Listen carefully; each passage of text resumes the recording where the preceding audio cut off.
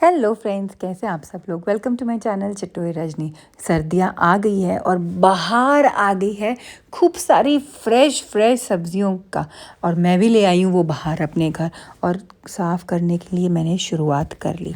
तो सबसे पहले तो ये देखिए, जो डब्बे मैंने ख़रीदे थे अमेज़ॉन से, बहुत ही किफ़ायती थे और मुझे बहुत अच्छे लगे।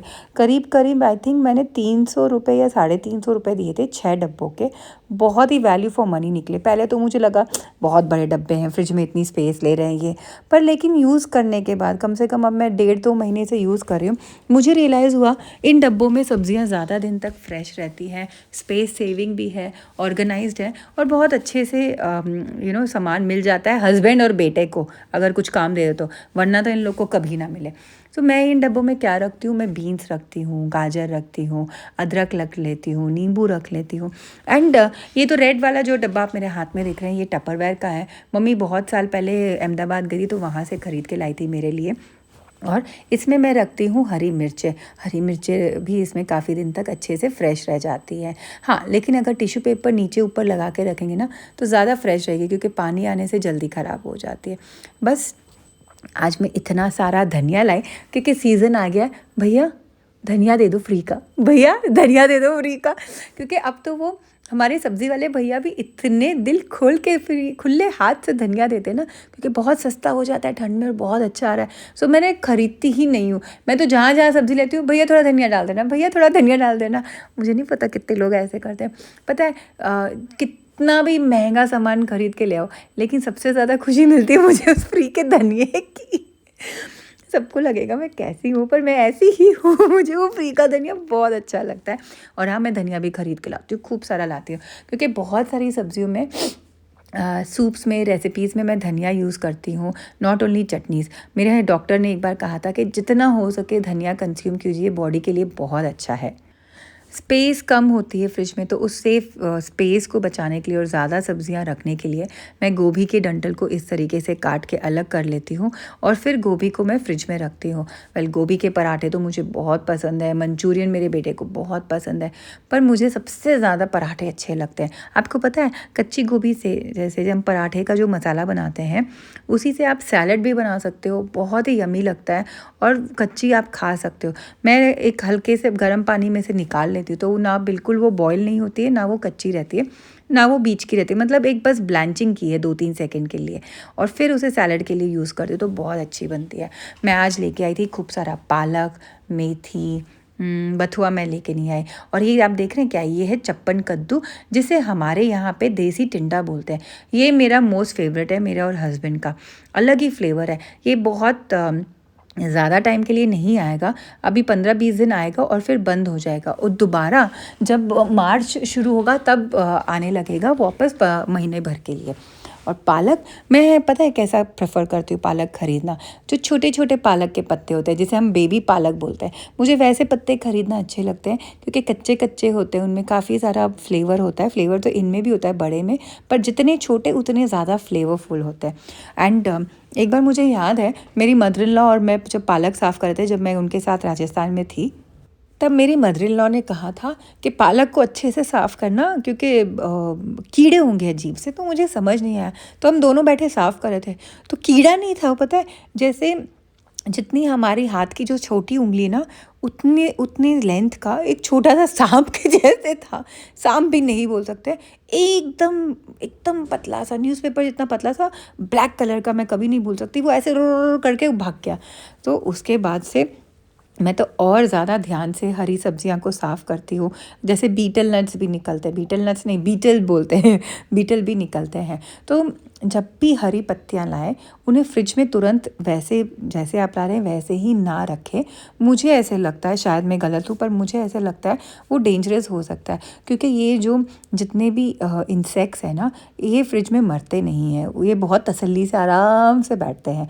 तो ये कहीं और आपके खाने में घुस सकते हैं। जैसे मान लीजिए अगर आपने थैली उठा के रख दी पालक के अंदर, और अगर वहाँ दूध हो, उसमें भी घुस सकते हैं। तो इसलिए मैं हमेशा पत्ती की सब्ज़ी ला के बाहर रखती हूँ। जब तक उसे एक एक पत्ते साफ़ नहीं करके वापस रीपैक नहीं करती, मैं फ्रिज में नहीं रखती हूँ। इस चीज़ का ध्यान रखना बहुत ज़रूरी है, मुझे ऐसा लगता है। पुदीना भी अभी इस टाइम पे पता है मुझे क्या याद आ रहा है, मेरे पुराने घर का गार्डन, उसमें मेरे पुदीना इतना उगता था, इतना अच्छा उगता था कि हमने कभी ख़रीदा ही नहीं। इनफैक्ट विंटर्स में भी इतना अच्छा पुदीना उगता था, हम खूब चटनी और सब्जियां बनाते थे। पर ठीक है, यहाँ पे मैंने अपने गार्डन के लिए जगह नहीं है, ना मैंने बनाई है, तो मैं पुदीना भी लेके आ गई थी कि भाई इसे साफ़ करेंगे, चटनी बनाऊंगी, कच्चा आम भी मिल जाता है इस टाइम पे हमें। फिर मुझे अचानक याद आया कि इनको साफ़ करते करते ना मुझे 4-5 घंटे लग जाएंगे और अचानक से हो जाएगा लंच टाइम और बेटा स्कूल से आ जाएगा। इसलिए एक बार काम को करती हूँ स्टॉप, और फटाफट जो है ना मैं दाल चावल भिगो लेती हूँ, क्योंकि अगर ये भीगे हुए रहेंगे ना 1 घंटे तो बहुत ईजिली काम हो जाएगा कि सीधा गैस पे चढ़ाया, दाल चावल बन गए। मुझे और बेटे को तो ना दिन में एक टाइम चावल चाहिए ही चाहिए, और मेरे हस्बैंड है वो बिल्कुल नहीं खाना प्रेफर करते चावल। मतलब ऐसा नहीं कि बिल्कुल नहीं खाऊंगा, खा लेते हैं पर कम प्रेफर करते हैं। मेरे ससुराल में भी चावल कम खाए जाते हैं, बल्कि हम साउथ में रह रहे हैं, मेरी पूरी फैमिली वहाँ पे, और मेरा ननिहाल भी कैलकाटा में था, तो हम लोग के साइड दिन में एक टाइम चावल बनते ही बनते हैं, चाहे लंच में बनो या डिनर में तो कम बनते हैं, पर लंच में ही ज़्यादातर बनते हैं। बस मैंने अपने दाल चावल को फिर पानी में डाल के अच्छे से धो के भिगोना है, और फिर तैयारी करनी है वापस इन सब पत्तियों को साफ़ करने की। और समझ ही नहीं आता यार, थकान हो जाती है इनको साफ़ करते करते। फिर ऐसे लगता है मैं क्यों लेके आई हरी सब्जियाँ, मैं क्यों पागल हो रही हूँ। पर फिर खाना भी है, टेस्ट भी चाहिए, सब कुछ चाहिए, मेहनत तो करनी पड़ेगी। तो इसके लिए ना मेरे पास बहुत ही सही उपाय है।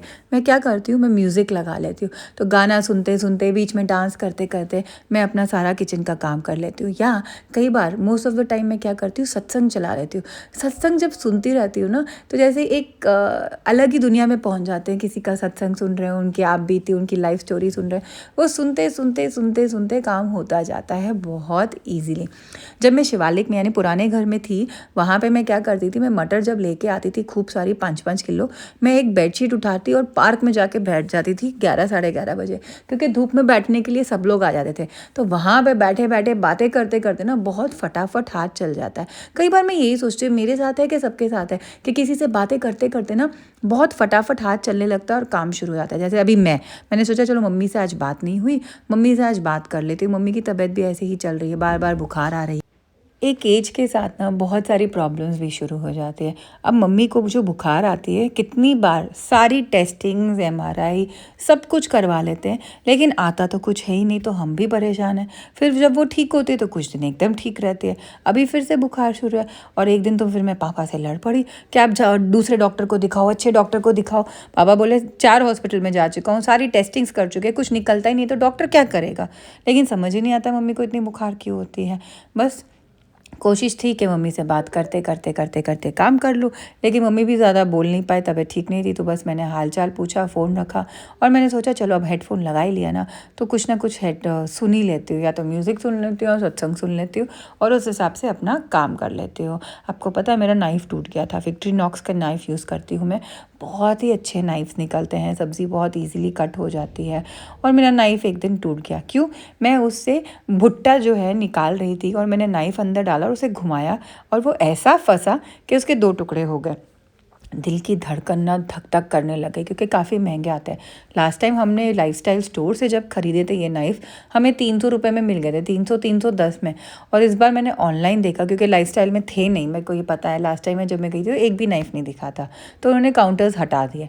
तो हमने ऑनलाइन ऑर्डर किए, वही जो 310 का सामान था अब 450 रुपये का हो गया। एनीवेज चाहिए तो चाहिए ही है, तो बस मैंने अपने लिए फिर ऑर्डर करा। तो ये जो आज मैं नाइफ़ यूज़ कर रही हूँ, मेरा नया नाइफ़ है। धनिया साफ़ करना मुझे अच्छा लगता है, बहुत ईजी है। धनिए को स्टोर करना भी बहुत इजी है। मतलब आप जो नीचे डंठल है उसे ज़्यादा मत काटो, हल्की सी काटो, और उसे एक पानी के जार में डाल के ऊपर पॉलीथीन से ढक के रख दो। आपका धनिया लंबे समय तक फ्रेश रहता है। पर अभी ठंड में इतनी हेडेक लेने की ज़रूरत नहीं है, धनिया वैसे भी इतना अच्छा आ रहा है, और फटाफट फटाफट आप यूज़ करके फिनिश करो और वापस नया ले आओ, और थोड़ा टिक भी जाता है। बस धनिए को मैं नीचे से काट के इस तरीके से हाथ से झड़का लेती हूँ। बहुत ईजीली जो सारा जो सड़ा हुआ वो पीला है वो अलग हो जाता है। बस मेथी साफ़ करने में मेरी जान निकलती है। और मुझे पता है मेथी में कौन सी मेथी पसंद है, कसूरी मेथी, उसकी सब्ज़ी भी बड़ी अच्छी बनती है। सो मैंने यहाँ पे देखा है, नॉर्थ में ही आके मैंने देखा है कि लोग साग, मेथी, ये सब उस मशीन से, सब्ज़ी वाले से ही कटवा के लाते हैं। लेकिन मुझे वो देख के भी डर लगता है, क्योंकि मुझे ऐसा लगता है कोई कीड़ा वीड़ा कुछ हो तो बेचारा वो भी कट जाएगा। इसलिए मैं हमेशा घर ला के साफ़ करती हूँ। सो डंठल अगर पतली होती है तो मैं उसे तोड़ के साथ में रख लेती हूँ, वरना मैं फेंक देती हूँ। अच्छा, गुण तो सारा डंठल में ही है। मेरी एक नेबर थी नोएडा में, नेहा। नेहा ने मुझे सिखाया कि हमेशा नीचे से डंठल थोड़ी सी काटो और पूरी चॉप कर लो। तो मैं वैसे भी मेथी की सब्ज़ी बहुत बार बनाती हूँ, जब साग बनाती हूँ तो वैसे ही बनाती हूँ। पर मम्मी के यहाँ मेरे डैडी को कैसे पसंद है, पत्ते पत्ते साफ़ करे हों और उनका आप सब्ज़ी छौंक लो। बस मैं फ्रूट्स भी लेके आई थी, बब्बू गोशा, नाग, बेर आ गए। मेरे हस्बैंड को फ्रूट्स खाना बहुत पसंद है। संतरे, अभी तो मेरे को डांट रहे हैं, तुम जूसर कब निकालोगी, जूस बनाना कब शुरू करोगी, लाल गाजर आ गई है। पर वो ये ना मोटिवेशन नहीं मिल रहा है, आलस आ रहा है। तो मोटिवेशन के लिए मैं क्या करूँगी आपको बताती हूँ। एक दिन हस्बैंड के साथ मार्केट जाऊँगी और जूस वाले भैया के पास खड़े होकर जूस पीऊँगी, और जब वो फ्रेश फ्रेश एकदम सब्जियों के जूस का स्वाद आएगा ना, तब बोलूँगी अब से घर पे बनाऊँगी। अब थोड़ा ना आपको अपना भी ध्यान रखना पड़ता है। वैसे मैं फ्रूट्स बहुत कम खाती हूँ, पर जो मेरा फेवरेट फ्रूट है मंगूस्तीन या स्ट्रॉबेरी। मंगूस्तीन तो यहाँ पे खास मिलता नहीं है, स्ट्रॉबेरी इस बार मैं लेके आई थी, थोड़े अच्छी थी, मीठी थी, तो मैंने कहा चलो एक बॉक्स ले लेती हूँ। पर स्ट्रॉबेरी टिकती भी नहीं, अगर तुरंत यूज़ कर लिया तो बढ़िया, वरना नहीं। तो मैंने कहा आज जब लेके ही आई हूँ, फटाफट धो लेती हूँ और तुरंत ही इसको खा लेती हूँ। और अगर फ्रिज में रख दिया तो भैया गई, वो ऐसे ही ख़राब होके चली जाएगी। आपको अपना भी ध्यान रखना है साथ साथ, जैसे आज मैंने कोशिश की है शुरुआत कि अपना टाइम टू टाइम खाऊं। तो बस सारी स्ट्रॉबेरीज धो ली, काट ली, और अब मैं खाऊंगी। थोड़ी सी ये खट्टी थी पर खूब सारी मीठी भी थी।